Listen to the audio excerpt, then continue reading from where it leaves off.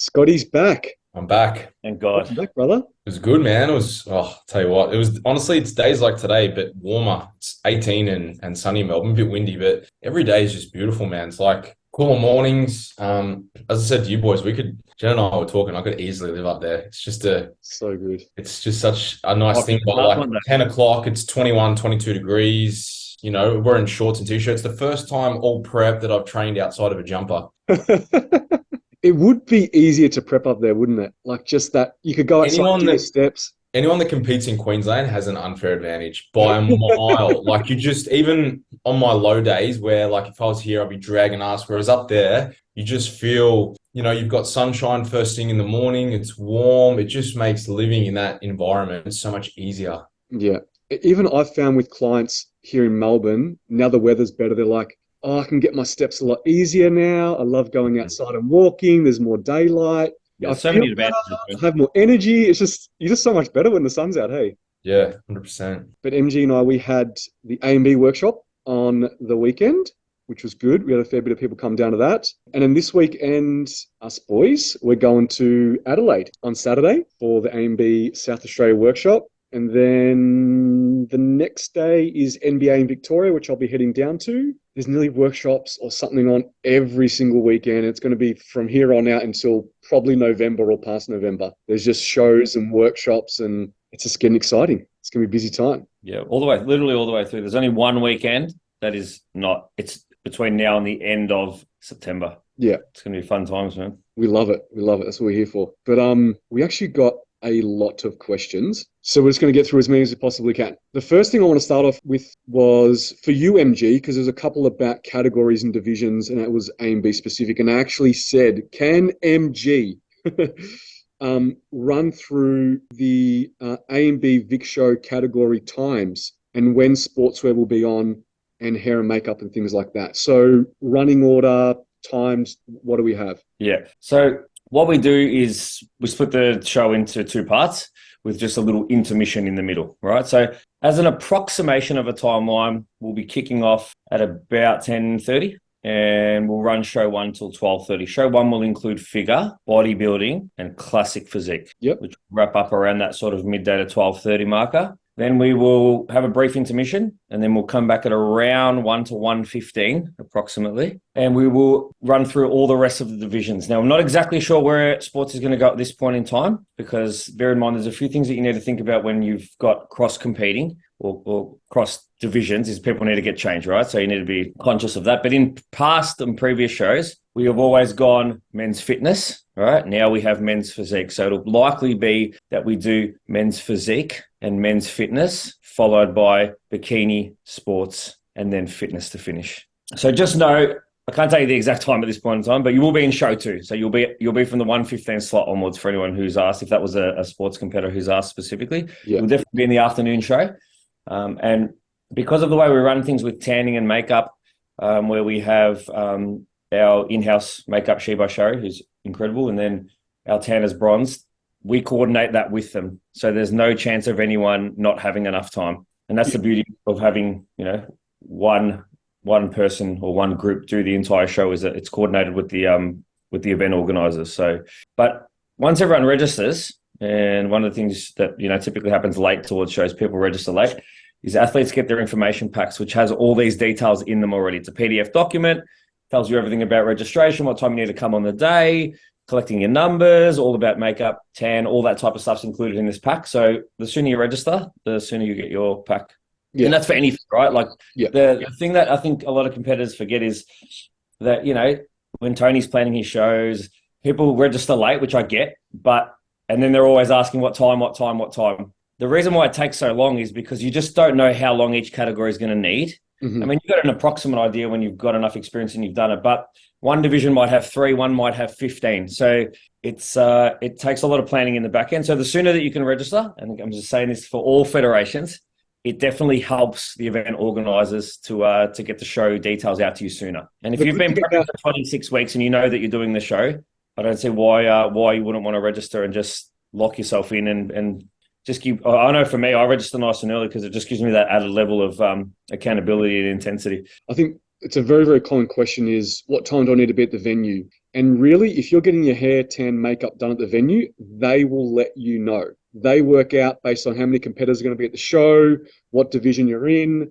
and they'll say, okay, cool, I need you to be here at 9 a.m. So you really won't know until maybe a week out, because they won't know all the people that are registered. They won't know how big the show's going to be. They have to plan all their appointments out. So yeah, you might not know exactly what time you need to be at the show until like a week out, and they will dictate and they will tell you what time to be there. So I know it's a bit difficult and tricky, but that's why it's always good to register early so you can get that information a little bit earlier too. And I think, like, if from an A and B point specifically, the reason we split it into two shows is because rather than have to tell your friends and family an approximate time, it's like, I'm going to be on at 1:35. It's like, I'm in show two. Show two starts at 1:15. Make sure you're there for 1:15. Nice and easy, right? It's like, just, you're coming to the second show. I like that intermission actually, because you get a bit of a breather, maybe have a meal, maybe go get a drink, chill out, have a chat with people before the next show starts. Another question we got was, how far out from a show do you decide which divisions your clients are going to be entering?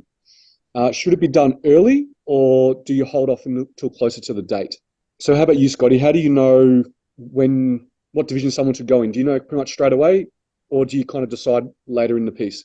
Yeah, 95% of the time you'll know what division they're in, especially with with whether it's guys or girls, whether they're bodybuilding, whether they're men's physique, fitness. It's probably a bit easier in the men's divisions, in the sense that your conditioning these days, whatever division, you need to be inside out, versus with the girls, there's a bit more discrepancy. Obviously, if you're figure or fitness, then your conditioning needs to be pretty dialed in.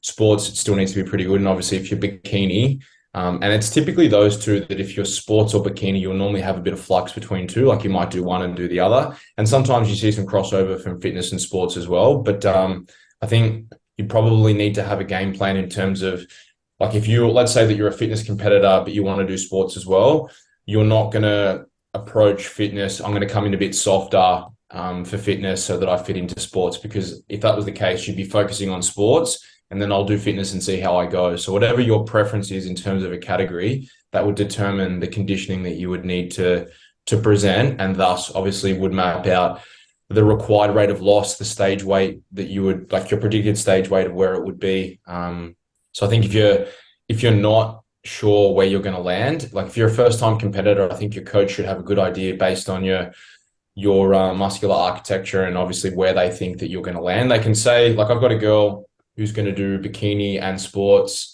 I thought she's probably more suited to sports, but she really wants to do bikini. So she's going to do both. But originally, when we had that conversation, I said to her, I think you're probably going to be better suited based on your skeletal structure to X, but she wants to do X and Y. So that's what she'll do. So yeah, like 100%, everything that you said.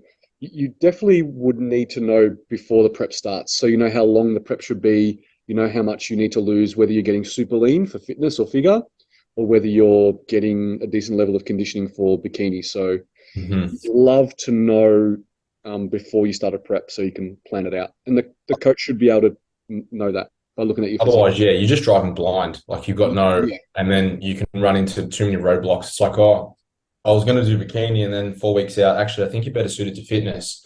Yeah. Well, that's a bit of a problem, because you need to really refine the look in terms of conditioning, and you have a short turnaround time, which can compromise that, as well as potentially losing quality tissue on the way down. So yeah, you need to have a plan and some foresight for sure.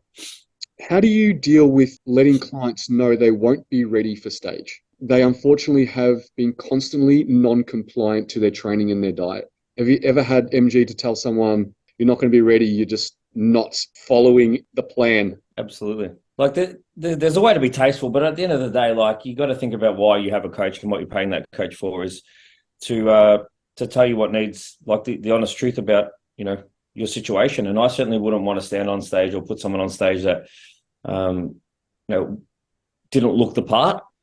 And equally, if you're someone who, you know, is not doing the required work, do you really want to be standing on stage knowing that you haven't given it your absolute all? Like, you've left so many potential avenues for better progression or a better look in the tank. From the athlete's point of view, I just I wouldn't want to stand on stage with that feeling, like that sort of half-assed feeling. But I have had to say to people, we're not going to make it in time. But that doesn't happen like a week out. That happens like months out. Like we've been doing it long enough now to know when someone's not going to be ready, if it's 12, 14, 16 weeks out, based on, required rates of loss that we like to see without it being detrimental or becoming unsafe. So I haven't had to pull anyone out because of non-adherence close to the show. It's been done well before. Like the plan that we develop for your comp prep is hinged on your compliance and your adherence. Obviously, there's contingencies in place and we leave a bit of buffer room in case a couple of weeks you don't see progress or whatever that may be. But it's absolutely hinged on the fact that you've got to be compliant and adherent. And if you're not, the plan's just not going to work and you're just not going to make it. So it's just, honestly, it's just an honest and easy conversation you to have with your client to let them know. But you also tell them when they start too that, this plan is hinged on the fact that these things need to be followed day in, day out for multiple weeks. Yeah. And this is the thing. It's like you touched on, we do allow for some buffer, some weeks of potentially no progress, but they can add up real fast. And all it takes is 2 or 3 weeks where, you miss your mark and all of a sudden you're behind the 8 ball. And, where you were chasing a rate of loss of 300, 400 grams a week, all of a sudden 3 weeks go past and it's like, oh, now we're chasing 600 or 700 and it's starting to get away from us. Yeah. Yeah, definitely. So the other thing that we see often is people not allowing enough time at the start as well. Yes. Which is definitely something that, I can say in the early days of being a coach, just not having enough experience at that point in time and not knowing truly how long it took to get to the level of conditions required for each division was something that, I think I needed to get better at the start as a coach with not enough experience. And the longer you do it, the more you realize that, those longer type preps are better. But yeah. I think natural bodybuilding was kind of trying to copy what the enhanced people were doing, where they're having 12-week preps. And it just doesn't work like that for natural competitors. That they just need a hell of a lot longer. They don't have that assistance. So, I think people started to evolve and find out that, okay, yeah, for natural guys and girls, we just need a hell of a lot longer to get it done. Especially also as the divisions have evolved and they're looking for an extreme look. And bikini's just gotten leaner than it was before. Fitness is even leaner than it was before, and so on and so forth. So you just got to allow for more time because people are just getting leaner in every single division. Yeah. So that's also pushed it too. And you also need to start your contest prep in better conditioning. There's still, unfortunately, too many people, I think, who start their prep, to put it bluntly, too fat, and they have way too much to lose. And so the actual prep itself, like if you want to spend 44 weeks dieting, fair enough. But I think if it takes you that long to dial in, then you probably shouldn't have been competing. And that's why we speak about periodizing, as a physique athlete and factoring in a pre-preparatory phase and starting from a place of strength rather than from a place of weakness. And typically those that have to really grind and dig are usually the ones that have just started with too much body composition and they just got unnecessarily soft in the improvement season and potentially just didn't tidy things up earlier. Yeah, definitely. Especially a lot of guys. See it with a lot of guys. Yeah. Not making progress 5 weeks out, is that normal? So as we get closer to the show, the progress will be less. So the rate of loss will be less. We're going to see like some big drops and big changes right at the start of prep. And then as we go through, there'll be less and less changes as we go. Even though, I mean, like on the scale per se, physically you might see changes every single week. But if you're not making any progress 5 weeks out, then you would see if there's areas to continue to push, whether that's from steps, cardio, or create a bigger calorie deficient with your food and things like that. So, sometimes there may be a stall. There may be a point in time where you have made an adjustment and it takes maybe a week or even 2 for it to kick in. But if you haven't seen any progress in that time and you've still got ways to go and you're 5 weeks out, I would see if you have capacity to keep pushing. And if there's any other ways that you can continue to create a calorie deficient so that you can continue to lose and get a little bit leaner. What do you think? What do you boys think? Yeah, I think one of the biggest things that I have seen and continue to see is like we obviously use steps as a mechanism of expenditure, and I'm a good example myself.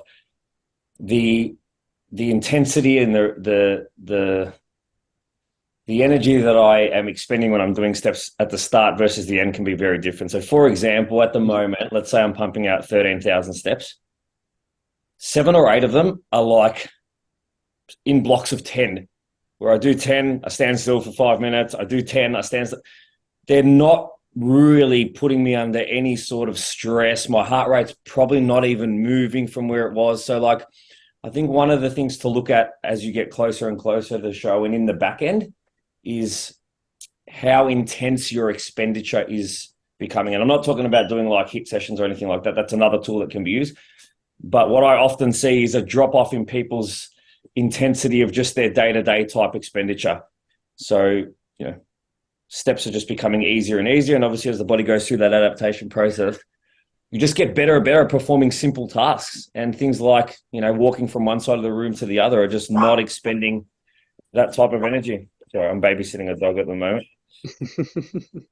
If we hear any barking or you having to go, just, yeah.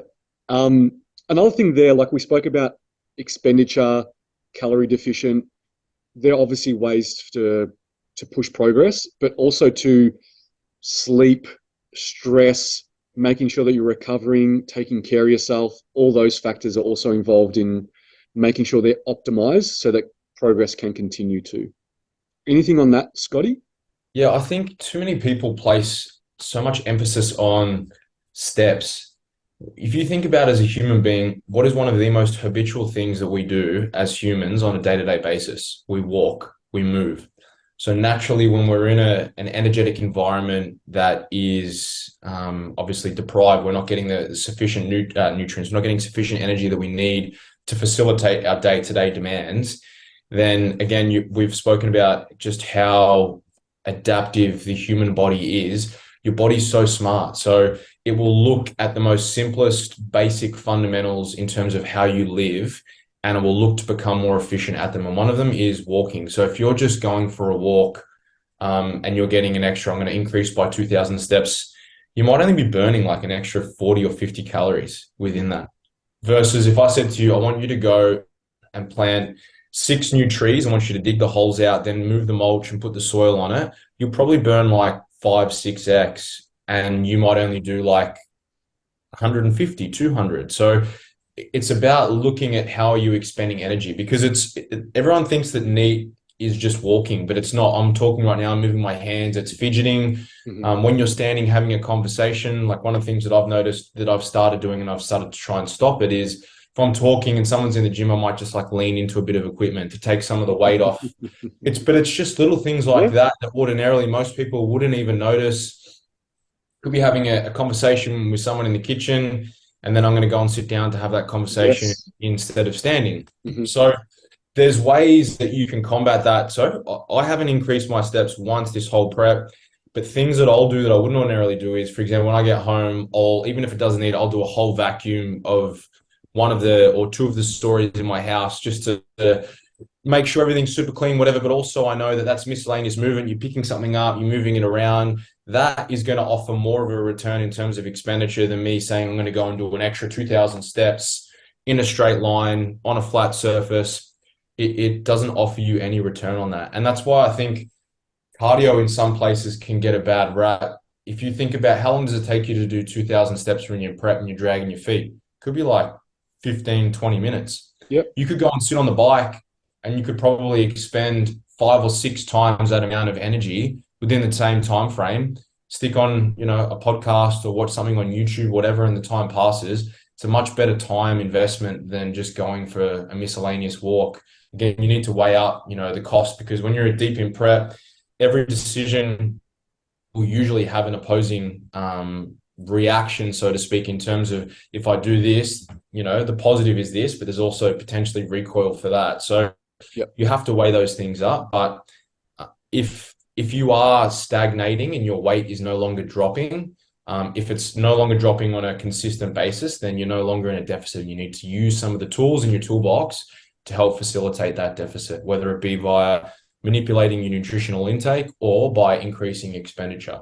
And also have a look at your training too, because a lot of people, especially at the back end, just take their foot off the gas in terms of how hard they train, and they use the fact that I'm tired and whatever, instead of literally trying to refuse to give up ground. I'm going to hit the exact same numbers as what I hit in week one. Mm-hmm. And I think if you have that mentality, not only are you going to be able to retain more tissue, but you'll find that expenditure is still very, very high.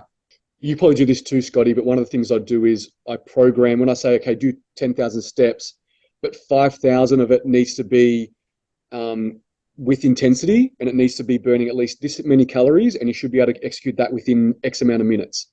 So I know that at least a portion of those steps, a majority of those steps are done with some kind of intent. And so I've got like a little calculator that I use to kind of understand how many calories should you burn in about 10 minutes of doing some kind of steps or Stairmaster or walking or whatever it may be. And there's calculators on the internet. You can definitely find it. And I kind of factor that in and say, okay, you got this amount of steps to do. During that time, you should be able to get this much calorie burn, or that should take you X amount of minutes. So at least they've got a target to hit. So they know that at least they're doing that with the appropriate intensity that we want to get out of them. Yeah, just like you would in training when you say, "I want you to make sure you hit this." Same thing, right? It's programmed. The steps are then programmed. Yeah.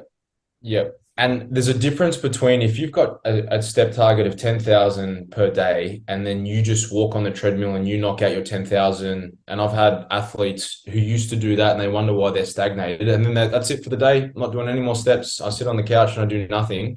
Mm-hmm. That's not the same as opposed to getting those steps habitually. I'm walking to my car, I'm, going to take the washing upstairs, whatever it may be. They're calculated differently in terms of how they're expanded in terms of energy. Are you walking in a straight line? Are you going up and down? Mm-hmm. All of those things are factored into it. So at the end of the day, you need to try and find ways to be able to incorporate it habitually without you necessarily always having to go and get it. Because if you were to just, and a really good task is to just not go and do any steps intentionally and just go about your day as per usual, and then get to say 5 o'clock and see where you're at. And if you would normally clock things off about then and your target's 10,000 and you're on 4,000, then the chances are you're being way too sedentary during the day, and you need to try and find a way to incorporate more movement to go about it. Because if you're relying on that 6,000 to then just go for a walk to go and get it, it's not going to give you that same return on investment as opposed to if you're more active throughout the day. Yeah, definitely. Best advice for peak week as a first timer. So I know it's pretty broad, but I would say listen to your coach, understand the plan, ask as many questions as you possibly can so you and the coach are definitely on the same page. I would try to be as organized, as structured as possible. If there's any way you can take some days off work, especially just before the show, that's definitely going to help. I would just try to have everything prepped and ready to go so you have the least amount of things to worry about, and you just have to do the basic, which is execute the plan. I would also educate yourself too, so that you can see if there's any extremes in the plan that maybe shouldn't be there, or that worry you in any way. So I know we've heard a lot of stories of some things that happen in peak week that we don't necessarily agree with. So I'd say educating yourself is also super important too. Any advice, MG, on? I suppose the biggest thing is if you're in condition, don't overthink it. Really, if you're in condition, you've done your work and you've dieted hard, nothing really needs to change that much. Scotty, any advice, first timer in peak week? Just keep it very simple. Don't stress too much about peak week. Just focus on getting lean. I think too many first time competitors focus on the elements of minutia, in a peak week, when in reality, if you're inside out, your conditioning's phenomenal. It doesn't really matter. Like, all you really need to do is top up muscle glycogen and then push in a little bit of sodium and, some simple carbohydrates at the right time. If you're topped up, it really is as simple as that, making sure that you're not doing anything drastic. Just keep things really consistent. And then typically you just want to taper off training. So it's more about washing off a lot of the fatigue that we accumulate over, a period of prolonged energy deprivation, getting rid of any potential edema that you may have, again, accumulated through training super hard, dieting super low. It's more about just giving back to the system and being as relaxed as you can be, and then presenting your best physique. Because if you're 3 kilos over stage weight, and then you're hoping that there's a magic formula that a peak week or your coach can give you to attenuate that, then it's just not going to happen. So as I said, I think if you spend more time worrying about doing what you need to do to make sure that your conditioning is as good as it can be, then the peaking strategy is so easy. It's when someone's like properly conditioned and they're inside out, peaking's easy. Granted, at the time, sometimes it can be a minute by minute thing where you have to constantly watch the look because it can slip away real quickly. And we're talking about when someone's really conditioned, they're 100 versus 90, there actually is a big difference. But if you're a few kilos off that, then it doesn't really matter like what you do and how you do it. It's not really going to influence the look or the result, most likely. Yeah. I think peak week should be one of the easiest weeks in your prep, to be honest. As you said, you're giving back to the system, so you should be doing less steps, probably going easier in your training towards the end. You're eating more food. You should be relaxing a little bit more. You should be de-stressing. So it should be a really, really easy week for you. So this is a good one, Scotty, and I'll get you to run through this one. Tips in peak week if you are flying at least 4.5 hours or however many hours to Victoria for some of the national shows. So people are flying in for nationals. I know we've got the NBA nationals here. We've got the ICN nationals here. So people are flying in peak week. What are some of the strategies they should use, or what are some of the things they should look out for when they are traveling? You know, maybe when should they optimally travel? Like what time of the week should they travel? That kind of stuff. I think you want to allow a couple of days. Typically, some people, when they fly, do suffer from edema because obviously high altitude, and typically if you're eating food on the plane, the humidity is very low, so you can dehydrate very quickly. And if you're not consuming enough water, it only exacerbates that. And obviously, if you're dehydrated and you're at high altitude, then there is a good chance that you're going to pull and hold a lot of fluid in your lower extremities. So firstly, I think if you can allow 72 hours, that's awesome. But sometimes, like we just booked flights for my IFBB show, and I'm flying up on the Saturday morning to Brisbane for that, but that'll be an early flight. But some of the things that you want to look at doing is making sure that you're hydrated. Firstly, you're bringing your own food, so you're not eating on the airplane. Ideally, if it's a longer flight, you'd need to factor in, like for example, when we went through the flight that you guys did to Korea, you know, we took a fly low approach in terms of lowering carbohydrate intake.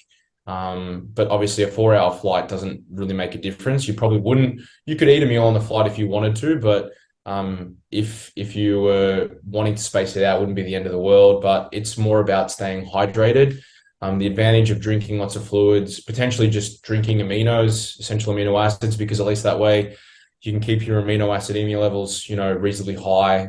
So you can still get a little bit of an NPS spike, but equally the advantage of drinking on a flight means that you have to get up to go to the bathroom. So you're moving around, doing some calf raises, going into the little galley area is always going to be good. You might get a few weird looks doing some calf raises and walking around, but it helps just to get some blood moving. And again, staying hydrated, you know, will force you to get out of your seat to go to the toilet, and it prevents dehydration because, as we said, you typically, with the lower humidity, you can dehydrate a lot easier on an airplane. Things like when you're at the airport taking the stairs, instead of walking and then sitting on those escalators, again, you're putting blood through those lower extremities, moving around as much as you can, avoiding sitting, getting on the plane last so that you're sat down for the least amount of time possible. And then if you are eating, I think you need to, like, obviously if it's in peak week, the advantage of if you go a few days earlier, typically your food's not really coming up until a few days before if you are depleting and then repleting. So if you do it on a day where you're depleting, it makes it a bit easier. You might just have one meal. It's something that's easy to take on an airplane, like some yogurt with some frozen fruit or something like that. A lot of people think you can't bring your own food on the plane, but you definitely can. And I always, as you boys know, I buy the disposable containers, so I'll eat it, bring my own spoon, and then I just leave it, and then I don't have to carry it around with me afterwards. So they're good bits and pieces as well. But I think the main things are just giving yourself enough time, pre-planning your own food, staying hydrated, and then being as active as you can, even when you are at the airport and when you get on the flight. And would you say that if you can choose an early flight in the day, so then when you get there, you can train also?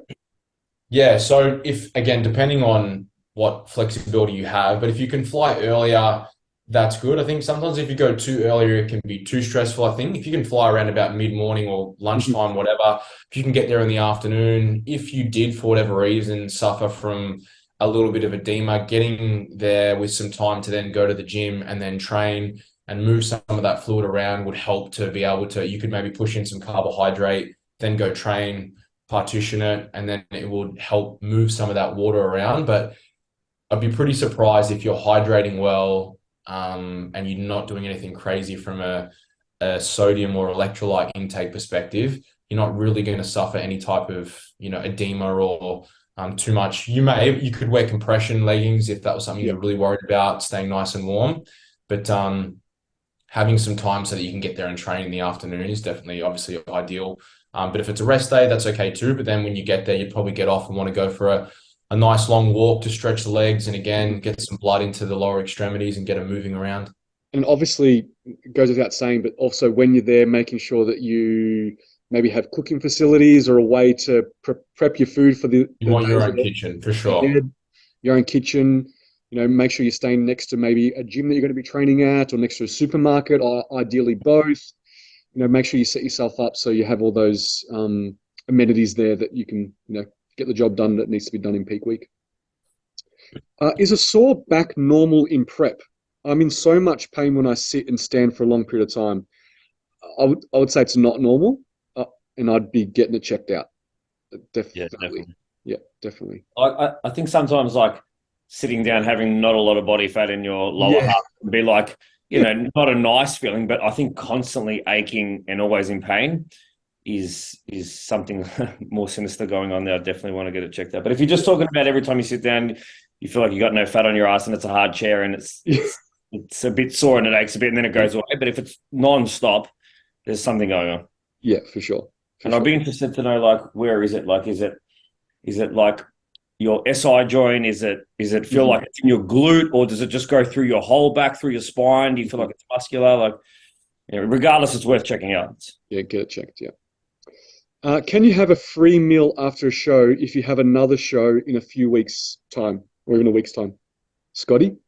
I know we talk about the rinsing off, after show, after having so much carbohydrate leading up to it, a lot of sodium on the day, and then rinsing off. What do you normally do if someone's got like a show the next weekend or maybe in 2 weeks' time? As you guys know, I don't normally give anyone say, there you go and have your free meal. It's normally they'll have it's on their nutrition plan for the day. For example, their post-stage meal. So it's a meal that will usually have a good amount of fiber, a decent amount of protein, because typically protein's been a bit lower, and then maybe a little bit of carbohydrate, and then it's straight to the gym. And then, things like pushing in acute potassium. So, coconut water, banana, straight to the gym.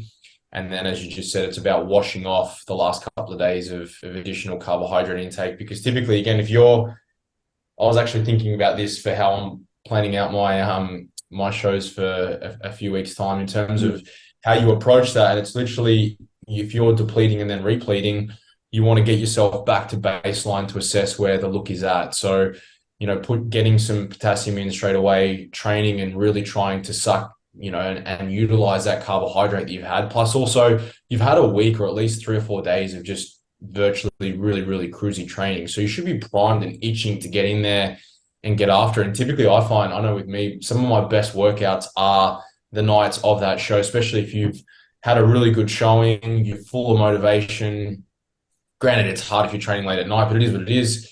Mhm. So typically know that there's no like, I'm going to go and get a burger or I'm going to go out and have a meal, whatever. It's just you have your normal meal, you go and train, and then it will typically be a high protein, high fiber, very low carb, low fat meal before bed, and then back on low intakes the next day, especially if it's in the same week. Like say MVA, we've got the show on the Sunday, and then the Australian ICN shows the weekend afterwards. From a Sunday to a Saturday, that's a short turnaround time. So, you need to wash everything off straight away and get back to where you want to be at.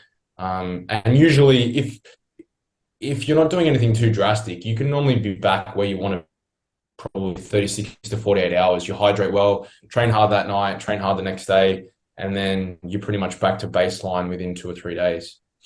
Yeah. We Whereas did if you don't, you invite the risk of, edema, too much sodium, potential gastrointestinal duress as a result of eating high fatty foods, all those sorts of things. Yeah. We all us boys do the same. There's that show day plan of all the food they're going to be eating, to peak them. And then there's that potassium food that comes after the show's done. And then normally there's like a set macros left over and say, okay, your meal after the show, these are the set macros to go for. And that's what you can have. So also, obviously, it's about the social aspect too, because you're probably getting everyone asking you, are we going out afterwards? What are we doing? So just letting people know up front that, okay, that's not happening this time. I have to wait until my last show, and that's when we can go out and have a celebration meal. So at least it takes the pressure off you if you let everyone know up front that that's not something that is going to be happening for this show. We're going to have to wait till my final one to do that. Okay, so next one. Do the judges actually judge your posing, or is the main focus on your physique? What do you think, MG?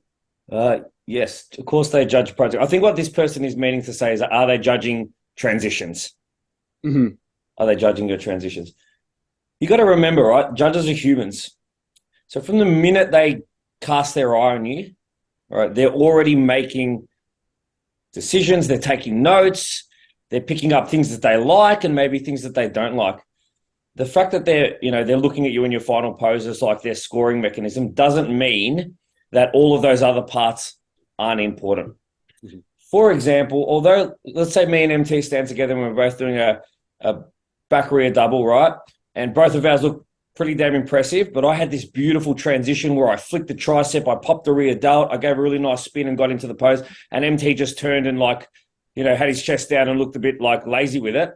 Do you think they'll think about that? Of course they will. So you just got to remember that, yes, they're looking at you in the end pose, but they are taking notes on you mentally whilst you're in transition. So transitions are absolutely important. And if it comes down to the wire, it might just be those transitions that, get you over the line. In saying that, making sure that you master each pose relevant to your division is the most important thing, because that is going to be the thing that they're going to look at you all in a line and make a decision.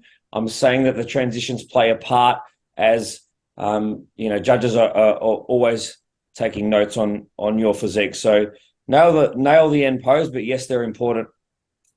Yeah, definitely knowing how to pose is going to make your physique look better. But if you had an identical physique with someone else on stage, if you then can nail your transitions and keep eyes on you, it's going to make all the difference. So, we could all 100% give an example of someone who had an incredible physique who perhaps couldn't get their lats out or lifted one shoulder way too high in a front pose. Mm-hmm. Didn't rotate enough, so gave away all their width. But backstage, man, they had amazing bodies. Mm-hmm. So posing is absolutely important.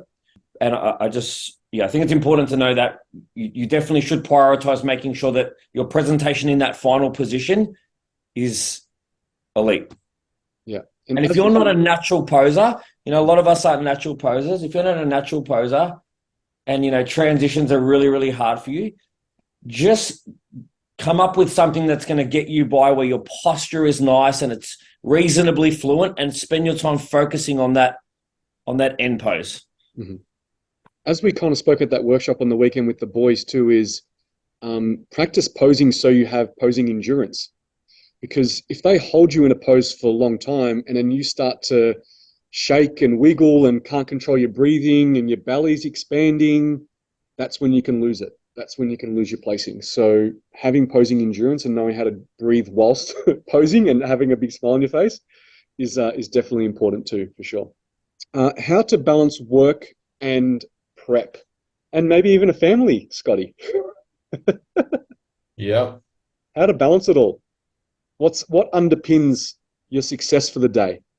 I think you just need to have structure, routine. I think it definitely helps if you have a very supportive partner, which I'm very grateful and fortunate to.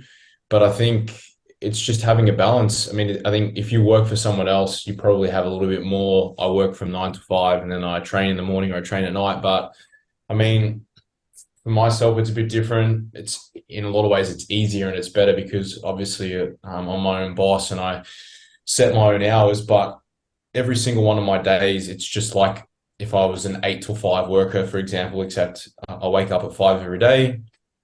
I have my day is set from every single day in terms of like we even record our podcast at the same time every single day. Every now and then you'll get some outliers with, things like you got to take your kids somewhere to an appointment or if they're sick from daycare, and you have to troubleshoot. But I always say I think the best physique athletes are always able to troubleshoot and auto-regulate on the fly. But I think as long as the foundations are there when you're working, when you're training, because ultimately you wear many hats, but as long as you're organized and that you can separate. So when you have to perform a work block, you can do that and not let your training suffer. But equally, when you're an athlete and you're training, like when I'm training, even if there's other people in the gym, I don't not have earphones in because I don't want to talk to anyone else because that's my time and I need to be an athlete in that time. And then when that's done, you can go back to work mode, or if you have to go home, you've got to be able to switch off as well. So I think it's being able to separate, but equally just being super organized. At least for me, that makes life so much easier and so much more stress-free. Having a routine schedule, prioritizing everything, making sure the non-negotiables are all there and ticked off is super important. And obviously, cutting any fat out of your life. If there's things that really don't need your energy and attention, and you can just put them to the side for now while you're prepping, then definitely do that. So that you can just get what's really, really meaningful done. Because there's one thing that we can't control is time. And there's only a select amount of time in every single day. And sometimes we have a lot of things we need to tick off before we go to bed and get a good night's sleep, because that's super important too. Yeah, for sure. Okay, this is from a coach. Client is terrified of increasing calories for their reverse diet. Even though after explaining to them, what the purpose of increasing the calories are, and refuses to increase them even at a small amount. How do they rectify this? MG, do you want to go first? Go back and find the episode where we talk about all the reasons why getting out of comp and not being stage lean for long is important, and forward them the episode so they can hear it from somebody else. This is one of those clients who potentially is going to get stuck on that hamster wheel that we speak about, where although being lean is nice, all the things that come with, all that down regulation are just so not worth it. So if, as a coach, you've explained all the reasons why multiple times, potentially, maybe send them an example of someone else explaining it, so they can hear it coming from someone else. But if they're not willing to trust you, and if they're not willing to take on your advice as your coach, it's, as much as this is, it sucks to say, but like, is that someone you really want as a client? Yeah, like what are they paying you for then? Like, you're the one who's the expert, right? And trying to coach them through something. You know what's funny, when I read this, I was like, either that person is so determined and can actually stick to the calories they were on in prep, or only slightly more. That's super impressive. But I know most people that have been truly lean and have peaked correctly and have done amazing at their comp. They're dying to increase their calories. Absolutely dying. So unless this person has found a way to sustainably stay on low calories and enjoy it. You know what I reckon it is, man? You know where I've seen this before? Mm-hmm. The benefit they're getting from being lean is outweighing all of the health adverse things. So, for example, maybe that was someone who previously, wasn't getting a lot of attention, or, maybe weren't happy with the circumstances they had in their life. Since being lean and competing, they've had all these amazing things happen to them. They've got new friends, they're popular at the gym, maybe things have changed in their lifestyle, and they're scared of losing that. Mm-hmm. Totally. Yeah, totally. Like that is something that I can see is maybe the only reason why someone would want to stay lean, because it doesn't, like, to be genuinely lean, it does not feel nice. No. Definitely doesn't feel nice, like dragging ass all day long. So there's something bigger. Yeah, so that's super impressive. If that wanting to be like that outweighs all the negative effects of being lean, that's super impressive, or they're not really lean at all. Yeah. You know what? I'd be really interested if that coach can maybe just privately message the page to just give us a snapshot of that, what that athlete is. Like, as in circumstances, age, that type of stuff. Mm-hmm. And then maybe we can go a little bit deeper into it on another episode.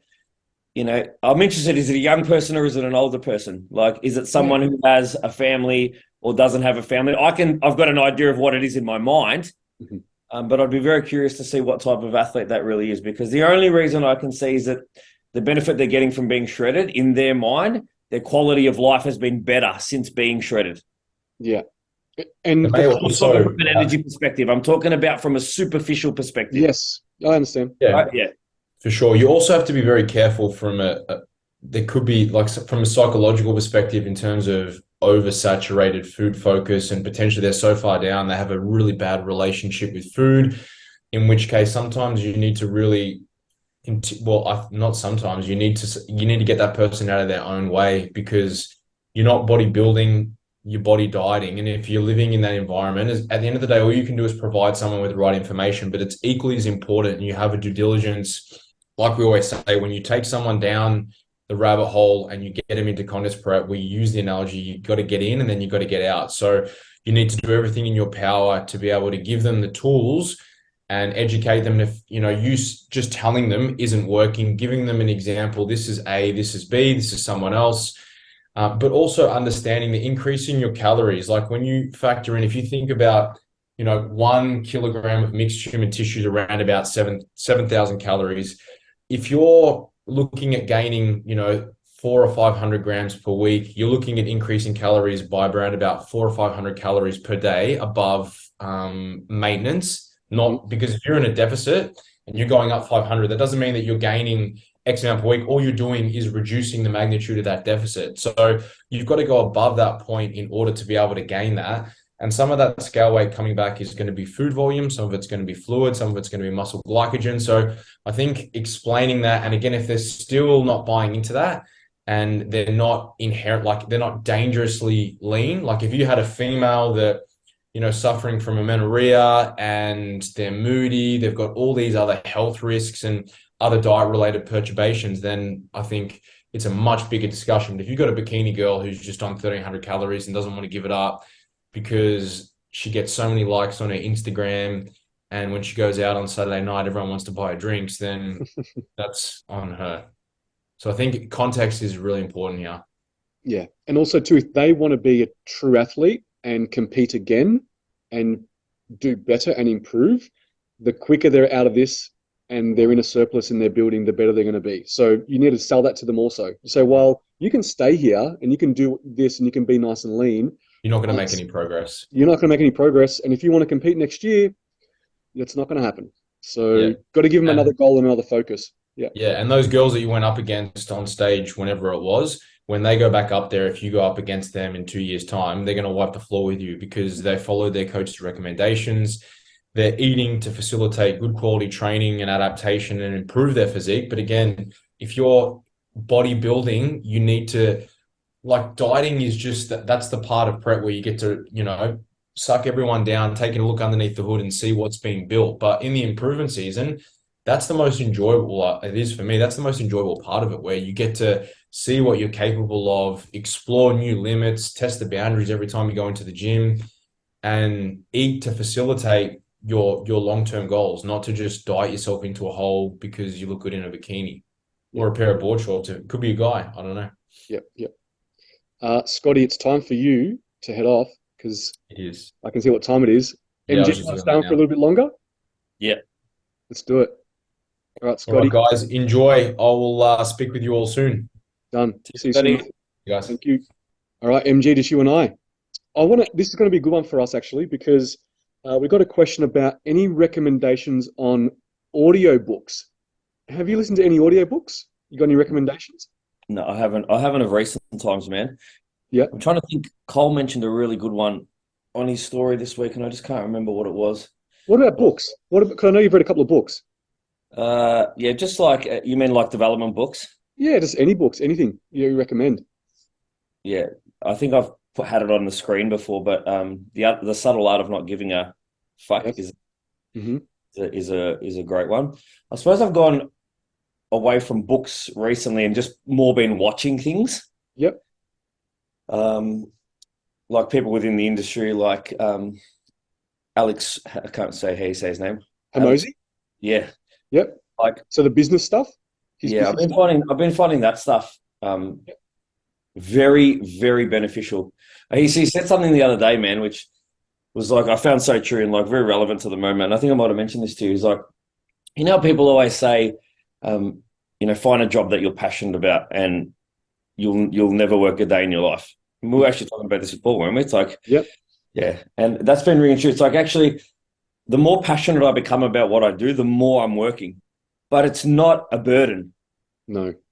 It's not a burden. So sometimes it's like, I know it's like sounds fancy to like sit back on a laptop and like be able to work from anywhere, but sometimes you just got to dig in, not for days, weeks, and months, man, for years. Yes. Yeah. And then all of a sudden, you can just like that in a blink, 3 or 4 years pass, and you're like, oh, I've achieved a couple of things that I really wanted to tick off. Yeah. And it might feel like it's all happened suddenly, but it's just been the perseverance that you've put in over the last however many years. Meave and I are big on vision boards. I don't know if you do one, but Meave and I always do vision boards. And if I look back over our last 5 years, man, this has been genuine, over our last 5 years, most of the stuff that we've put on those boards, we've been able to achieve. Mm-hmm. And we're not putting ridiculous things on those boards, but like achievable goals that, within a couple of years we can always achieve. And it's super, super important, man. I don't know what it is about having to wake up every day and stare your goals in the face visually. Mm-hmm. That is just like, oh, fuck, I said I was going to do that, didn't I? Fuck. I can't pretend like it's not there. Really hard to put something aside that's in your face every day. So I wonder if people out there are still big on vision boards. I know it was a craze for a little while, but we definitely do it and get a great benefit from it. Yeah, I haven't done one since I was in my early 20s. And I reckon I found it a couple of years ago. And there was definitely things on there that I had achieved. And I was like, oh, this is pretty cool to find it. Man. Yeah. But as for audiobooks, I've only ever listened to 3 ever. One was the Tim Grover Relentless, that one. That's a good one. And then the other 2 were a little bit different. So I listened to one, it's by this guy called Chris Voss. Mm-hmm. He's a hostage negotiator, one of the top negotiators in the FBI. Amazing book about just communication, negotiation, and I pretty much use it on my clients every single check-in. That's how I get to do everything. It feels that way sometimes. Yeah, that's awesome. But that's an amazing book because it's got cool stories in it. He takes you through the stories of some negotiations that he did and the outcomes. And like talks you through some of the technique. Yes, it goes through all the techniques. It's amazing. Chris Voss. He's got a lot of podcasts. He's been interviewed a lot. So look him up, Chris Voss. And the other one, which I think I've told you about, is this guy called Jesse Eisner. Yep. And he's an ultra marathon runner, but also an author. And he did a book where he had David Goggins live with him for 30 days. Yeah, I remember this. Yeah, so he was just talking about how freaking crazy it was. Yeah, I remember so this. This is back when Goggins wasn't massive, but he was known, and he got Goggins to live with him for 30 days. And the book just goes through day by day, just him being relentless, and what Goggins got him to do was crazy. And he took him everywhere. So this guy, like, obviously, he's an entrepreneur. He owns companies. Goggins is going to meetings with him. In between meetings, he'd be like, oh, we've got 10 minutes. Sweet, you got 10 minutes? Give me 100 push-ups. Bar jumps. 100. Yeah, I think this is the guy that in the Goggins video where he's barbell bench pressing, he's got a plate per side, and he's like 15, 60, and he's like, who's going to carry the bolts? And he's like, you are, buddy. It's that guy. No, it's a different guy. Is that? Oh, I thought it was that guy. This guy actually had Goggins live with him. It's so funny. Some of the stories, it's like and this guy's got a wife, so Goggins is in his house, living with him, right? And he'd be sleeping, and all of a sudden he'd hear a whisper, "Get up, you little bitch," like that. And Goggins would wake him up, right? Like in the middle of the night, and like, we're going for a run.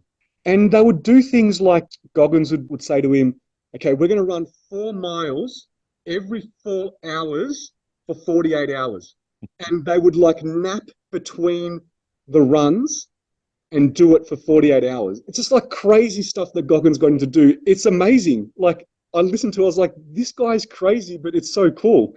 So that was an audio book I listened to too, which is fun. But I just listen to a lot of poddies. I listen to a lot of podcasts. Yeah, same as me, man. Same as me.